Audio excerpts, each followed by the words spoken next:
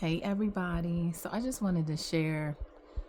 I had an older guy come in my class today, the body flow class that I teach. And again, body flow is something that I came up with because one of the I want to say 2 to 3 years ago when I got back to this area, um this lady that I used to do work with, she was like, I need you to help with the with like military retired people, their dependents, blah blah blah. So I need you to teach something that can help them with, like stretching and flexibility. And at first she said she wanted me to do Pilates, and I was like, I can't do Pilates because Pilates is so niche that you can't you have to be certified in Pilates to do Pilates. It's too niche for me to I can't. So she was like, well, can you create something? And it's funny because I had already been doing, like, because I'm a stretching through NASM.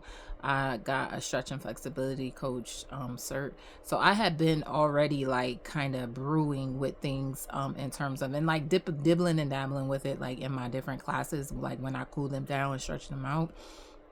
So I came up with body flow.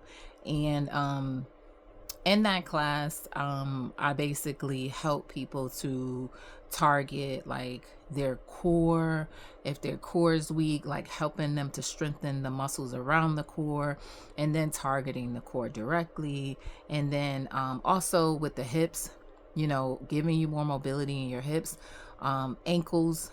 Like, people don't realize when you have a lack of range of motion in your ankles, it messes with your gait, it messes with your hips, and it messes with your spine. And the body is so creative that when you have like lacks in those areas, or if you're like something's wrong in those areas, your body will overcompensate.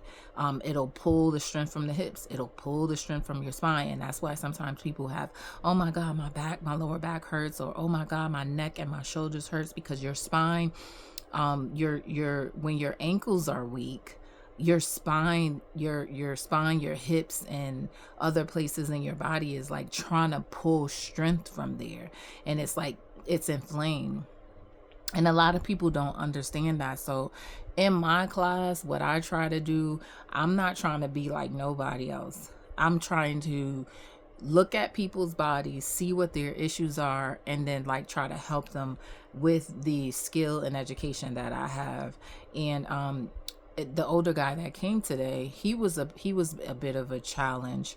I had an older guy in my class that came today, and he was a bit of a challenge because there were some things that I had to like just kind of like re-engage and like kind of pull from my toolbox of expertise. Like, okay, he can't do this, so this is what we can do to strengthen this is one exercise, or this is one movement that we could do to work the muscles around it. So one thing that and I of course I was a little nervous, but I think it's good that every instructor have challenges like that, because what it does is it pushes you to rethink, okay, based on me knowing how to work a body, what can I do to give this person so that they can, one, stay safe, and two, still help the issue that they came in here with. So I was kind of proud. It was a proud moment for me, because I love when somebody comes in my class, especially somebody that's older, because to me, I feel like an older person will really challenge your skill set, because they're not as flexible as the younger clients or the other patrons. So I just wanted to share that, because it was like it to me, I felt like a it was a proud moment for me, because for him to say, oh, okay, I feel that, oh, okay, and then afterwards get up and say, wow, that was a challenge, but I feel good. And saying, I want to keep at this because I want to get stronger. and me encouraging him, because he was beating himself up a little bit. And I told him, I said, you didn't get like this in one day, so it's not going to take 1 day or 2 days or 2 weeks to get you out of it. So just, don't be so hard on yourself. Give yourself some grace and just keep coming. So it was just it was a good moment. I mean, it was a scary moment, but it was a good moment because I felt like he walked away like, okay, this chick know what she doing. And then I walked away feeling surprised of myself that I was able to redirect us together, him being the student and me being the instructor. I was able to redirect him to make sure he got what he needed. So I just wanted to share that. And for all of you that are in the DMV, come and take a class with your girl. Our bodies need it though. We don't know how to breathe. We don't know how to slow down. We do everything fast. Like even the ladies today that I taught earlier today at like at 12 o'clock, they want to do everything fast, like doing. I was like, no. I said, stop. I said, I want y'all to breathe. Let's breathe. Let's just breathe. Let's practice breathing and slowing down. Because of all the deadlines, running from meetings to meetings and doing this and that, we get into a routine of just like boom, boom, boom, and not knowing how to slow down the mind, slow down the heart, slow down the spirit, and just focus on this moment right here. Nothing at work, nothing nowhere else. Not let me hurry up and get this over because I got to get back to work. No, slow down, take care of you in this moment, and let's breathe and let's get out of this what you came here to get. So I just wanted to share that because I think an aware teacher will read the room and not be in front of the class. Like I've seen that a lot of times where a lot of the students would tell me that some of the teachers would be in the class like doing all these things that the entire class can't do. And I think it does a disservice to the class for you to be in front flexing and nobody in your class can do that. Because I mean, even when I got to class today, I had something that I wanted to do. I had what I was going to do for the day.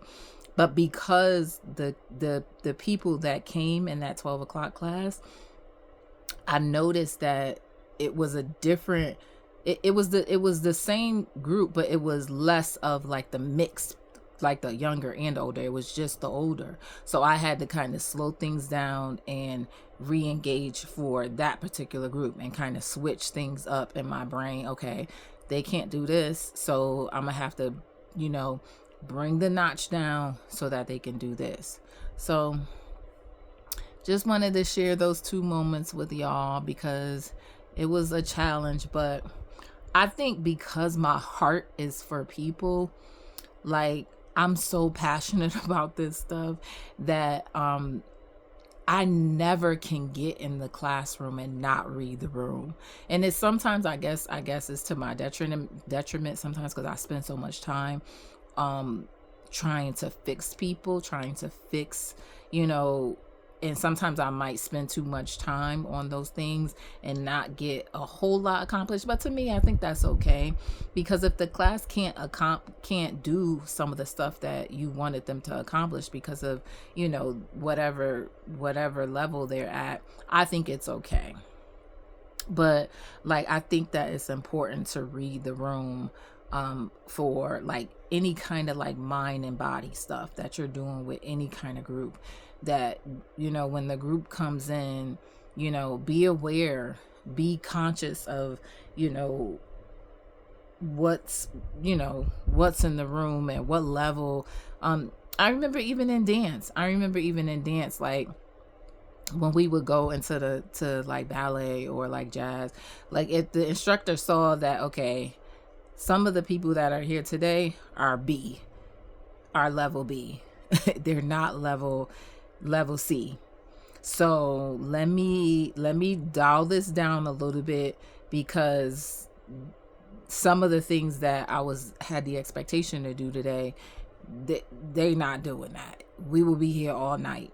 So I think some of that is something that I learned too, like from being in the dance studio, is that like when they see us come in there and they realize, okay, some of these people, the majority of the class is A, and maybe 20% is C. So we're gonna stay in the middle. So, and that's just something that I pride myself in doing, because I want to see people be better. And I think anybody that knows me and that has taken a class with me knows that I pay attention to the room. I don't play about nobody's bodies. I pay attention to the room, like for real, for real. Okay, I just wanted to share that because it was a good moment. It was a challenging moment. And it was one of those days twice today that I had something planned, and then I had to like reset my plan because of the group that showed up.